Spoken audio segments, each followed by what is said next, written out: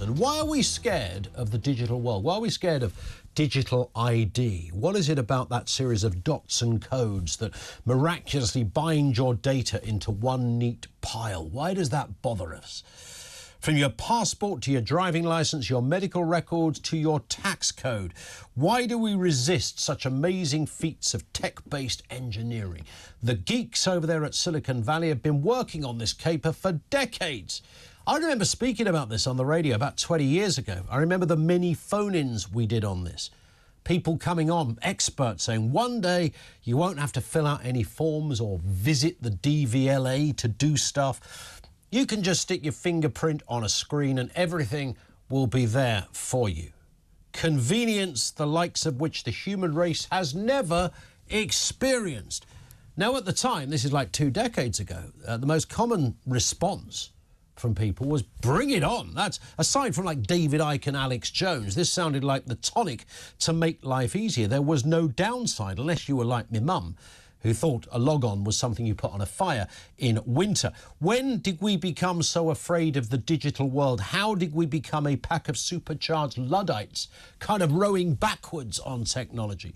What is it we should be afraid of about digital ID? 0344 499 1000. So this new scheme will allow people to prove their identity, whether it is paying tax, whether it's opening a bank account, a government-backed digital ID. A trust mark for approved verification products will be created under a data bill that will make it easier for people to prove their identity as ministers seek alternatives to ID cards. So it's the single sign-on for all government services is also being accelerated to avoid the need to remember multiple passwords under a scheme that edges closer to a unique digital identity for citizens. Now, I know what the downside, of course, all of this is. I've watched all the movies, the dystopian stuff. You will be a code, you will be a number.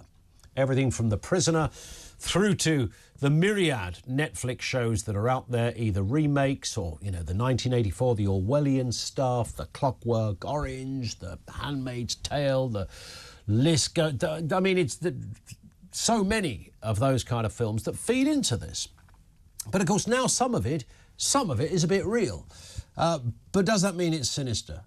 Why would you resist digital ID if it makes your life better? I mean, think of the passcodes that you have to remember. How many times have you logged on to try to do something and you found yourself spending more time, much more time, trying to sort out the fact that you can't log on and you can't get your passcode and you've got to reapply for your password and then that doesn't come through, or it might have gone in, and then you get it wrong 3 times because you inputted it in the wrong way. It won't let you cut and paste the password. So that locks you out yet again, and you've used all of your attempts, and so you've got to wait half an hour because it won't let you back in because you've tried too many times.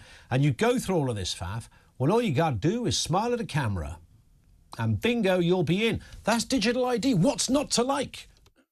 Why should we be afraid? Why should we be bothered? Why are you bothered about digital ID?